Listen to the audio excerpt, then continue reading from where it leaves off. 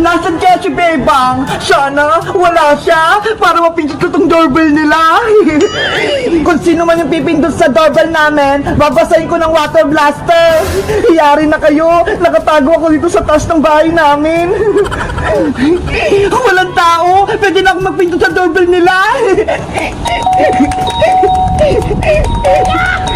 Si Princess na naman, bumalik siya. Ayun, walang nakakita sa akin, walang sumasaway. Pwede ako mapindot ng maraming beses. Oh no! Princess, tigilan mo yung doorbell namin. Huwag kang pindot na pindot, babasahin kita. Hoy, Bebang! Huwag mo akong basahin! Umalis ka kasi dyan! Huwag mong paglaruan yung doorbell namin para hindi kita basahin! Ang damot mo naman, Bebang! Ayaw mo magpapindot sa doorbell nyo! Bakit? Kapag nasira ba yan, papalitan mo? Hindi! Bakit ko naman babayaran? Ayun pala kaya huwag kang pindot ang pindot dyan, Princess! Isang pindot na lang! Makulit ka talaga ha! Eto pang sayo! Susumbong kita, Bebang! Lagi mo na lang akong binabasa! Eh di magsumbong ka! Ikaw naman yung may kasalanan Nanay! Si Princess, lagi na lang nagsusumbong. Hoy, Bebang! Anong ginawa mo kay Princess? Si Aling Tiri, andyan agad. Nay, si Bebang po, binabasa niya ako ng water blaster niya. Ikaw, Bebang, lagi mo na lang inaaway yung anak ko. Bakit? Ano kasalanan sa'yo ng anak ko? Kasi po, Aling Tiri, si Princess, makulit siya. Lagi niya pinipindot yung doorbell namin. Dahil lang sa doorbell? Binasa mo siya? Paulit-ulit po kasing pumipindot si Princess Aling Tere. Hindi po siya masaway. Nung nakarang araw din po, Nay, binasa ako ni Bebang ng tubig. Tignan mo, Bebang, habang tumatagal, sumasama na yung ugali mo. Lagi mo kinawin si Princess. Sorry po, Aling Tere. Hindi na po mauulit.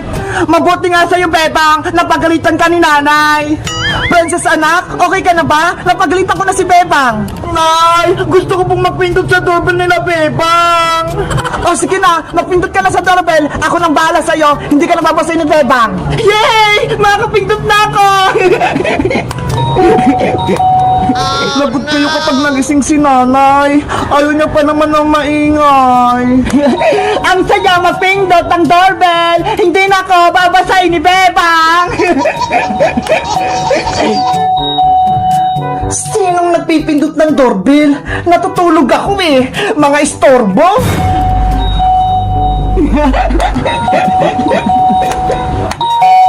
Hoy! Tigilan niyo yan! Yan kayo sa akin! Ako din! Subukan ko mapindot! Kayo pala yung pumipindot sa doorbell namin? Ang ingay-ingay nyo? Pindot kayo ng pindot? Natutulog ako! Etong sa inyo!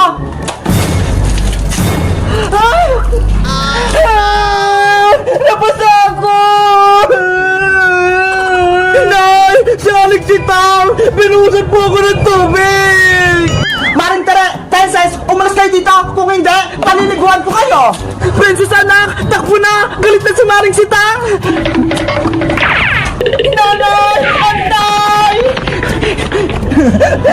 Sabi ko sa inyo, huwag kayong maingay Nagalit tuloy si Nanay!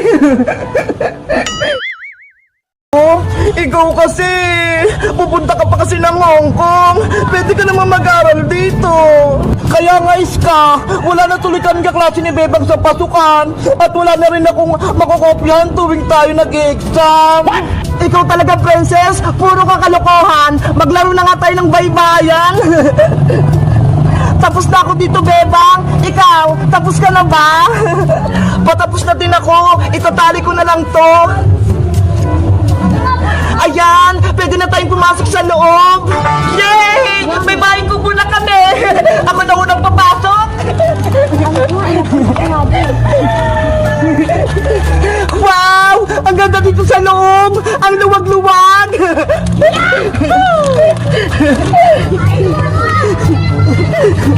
Ang galing nating gumawa. May bahay na tayo. Maleta, dito ka muna ha. Hindi ka kasi kasya sa loob Bebang Iska, kumain na tayo! Ubusin natin yung dala kong pagkain!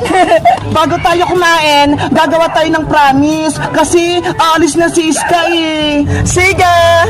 Okay! Itaas ang kamay, tapos sundan nyo lang ako. Ako si Bebang, ako si Princess, ako si Iska. Nangangako ako sa mga kaibigan ko na si Iska at si Princess.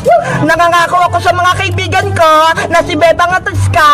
Nangangako sa mga kaibigan ko na si Bebang at si Princess na hindi ko sila kalilimutan at magiging kaibigan ko sila hanggang pagtanda. Na hindi ko sila kalilimutan at magiging kaibigan ko sila hanggang pagtanda. Na hindi ko sila kakalimutan at magiging kaibigan ko sila hanggang pagtanda. Pexman, cross my heart. Pexman, cross my heart. Pexman, cross my heart. Ayan, nagawa natin yung promise natin. Panigurado, hindi tayo maghiwalay tatlo.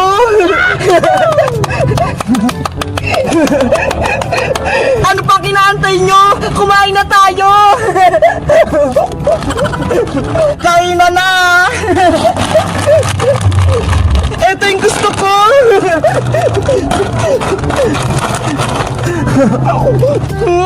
Ang sarap nito! Ang anghang! Ang saya nating tatlo! Wala nang gugulo sa baybayan natin! Hanggang gabi tayo sa bahay kubo natin ha! Walang uwi!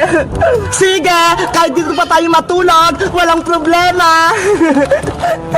Hindi naman ako pagagalitan ni nanay eh! Kasi nagpaalam ako sa kanya! Bebang! Buksan mo itong pinto! Ngayon din! Bebang! May tao sa labas! Wait lang po! Nandiyan na!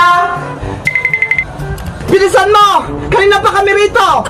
Sino kaya yun? Sino po ba kayo? Hindi ko po kayo kilala. Ako lang naman ang inyong tita Margaret, kapatid ng iyong nanay. At kasama ko rito ang pinsan mong si Maria. Mami, Mary yung pangalan ko, hindi Maria. Ano pong ginagawa niyo rito? Tita Margaret, kami ang magbabantay rito sa bahay niyo. Hinabilin sa akin ng nanay mo. Ganun po ba? Sige po, pasok po kayo rito sa loob ng bahay namin. Maria, halika na rito sa loob. Wow! Mami, ang laki-laki ng bahay ni Tita Sitang. Meron pa silang Christmas tree. Ang laki-laki. Simula ngayon, dito na tayo titira, Maria. Talaga, Mami? Yay! Oh, no! Hello po. Princess, Iska, siya si Tita Margaret, tsaka yung pinsan ko si Maria. Hello po! Kamusta po kayo? Ako po si Princess! Sino naman sila, Beba? Nawala lang yung nanay mo? Kung sino-sino ang mga pinapapasok mo rito sa bahay nyo? Kaya nga, baka mamaya kukuha lang sila ng gamit dito sa loob ng bahay. Hi Maria, mapagbintang ka naman. Kaibigan kami ni Bebang, no? Kaya hindi kami gagawa ng masama dito sa bahay nila. Mukha ka kasing mabaho eh, aming madungis. Ay aba, ginagalit mo ako? Gusto mong makatikim? Princess, tama na yan. Huwag kang makipag-away. Sinabihan kasi ako Bebang na mukhang madungis eh. Siya nga, mukhang mabaho. Mami, palukasin mo na nga yung mga kaibigan ni Bebang. Lalo na yan oh, si Bungenge. Princess, huwag mo nang patulang.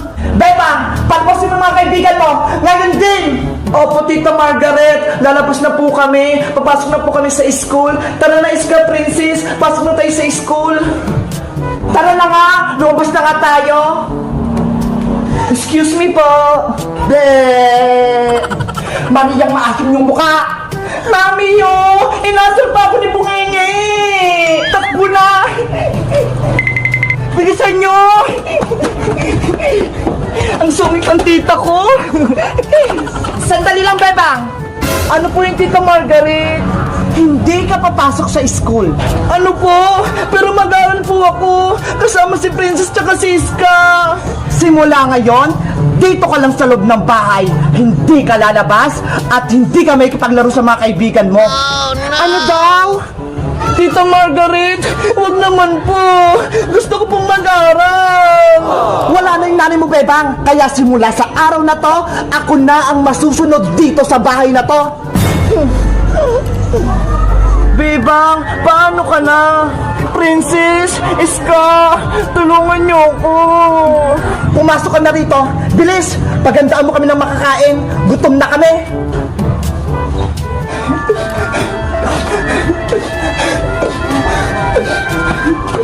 Mabuti nga sa'yo, Bebang. Hindi mo na makikita yung kaibigan mong si Princess Bungenge, pati si Iska. Kawawa naman si Bebang, Princess. Ang sama ng ugali ng tita Margaret niya, tsaka yung pinsan niyang si Maria. Kaya nga, lalo na yung Maria na yan. Mami, talaga ba? Dito na tayo niya. Atin na yung bahay na tong Maria.